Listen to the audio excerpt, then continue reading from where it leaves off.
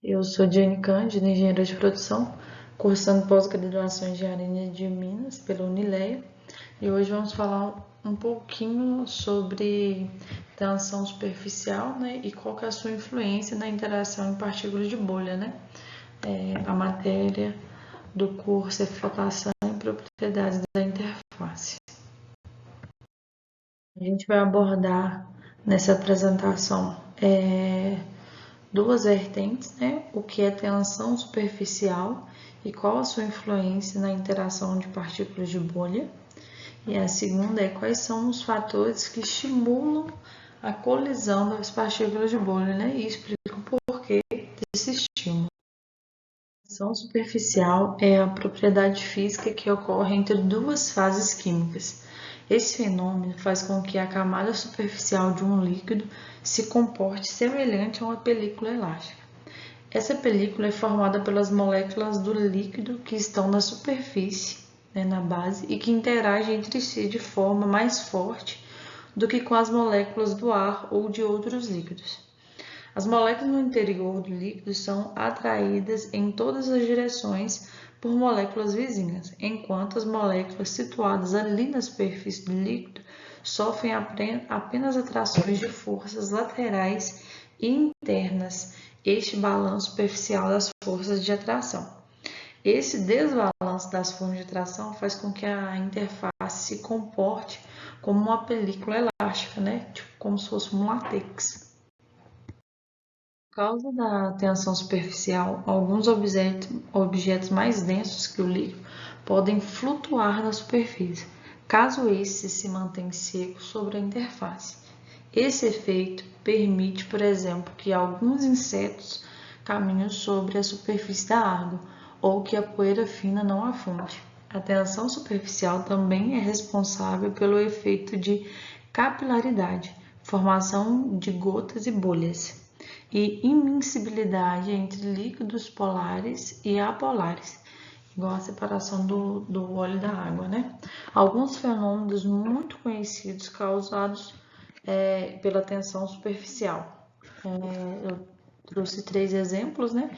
A gota da chuva, que é sobre uma superfície hidrofóbica, tal como uma folha. As forças moleculares de adesão entre a água e a superfície são muito mais fracas que as forças de coesão. A tensão superficial dá às gotas a essa forma que quase esférica, né? Porque uma esfera tem uma menor relação de superfície barra volume possível. Outro exemplo é objetos mais densos, né, que flutuam na água, que é alguns insetos, né, por causa da tensão superficial quando eles têm superfície hidrofóbica não molhável. E se seu peso for menor que as forças resultantes da tensão superfície, né, como a aranha d'água, usando a tensão superficial para caminhar sobre a água. Nesse caso, a superfície da água funciona como uma membrana elástica. Outro exemplo também muito conhecido são bolhas de sabão, né?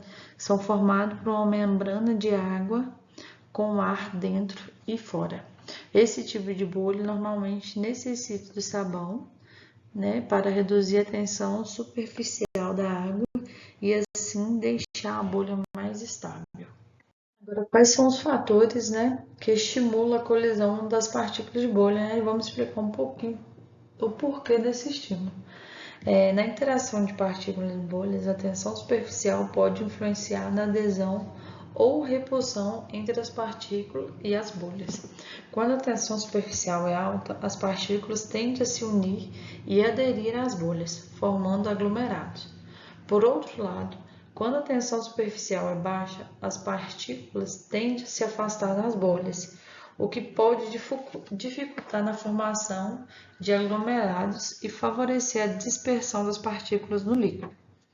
Ao longo do processo de flotação, existem ocorrências que incluem a hidrodinâmica e a cinética do sistema, tais como o movimento de bolhas e partículas e a energia mínima de colisão que é preciso para eliminar a camada líquida de água que as separa.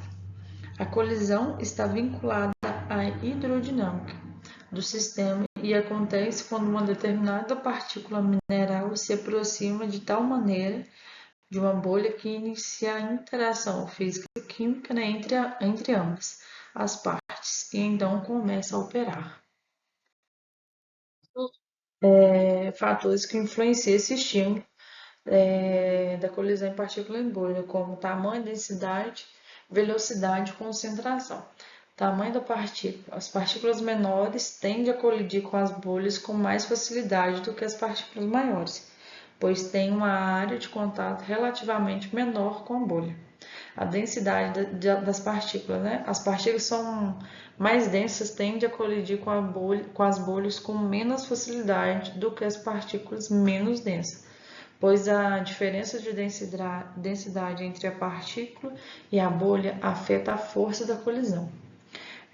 Velocidade de fluxo. Um fluxo de líquido mais rápido pode aumentar as chances de colisão entre partículas e bolhas, enquanto um fluxo mais lento pode diminuí-las. E por último, né, concentração de partículas. Uma concentração mais alta de partícula no líquido aumenta a chance de colisão entre as partículas e bolhas.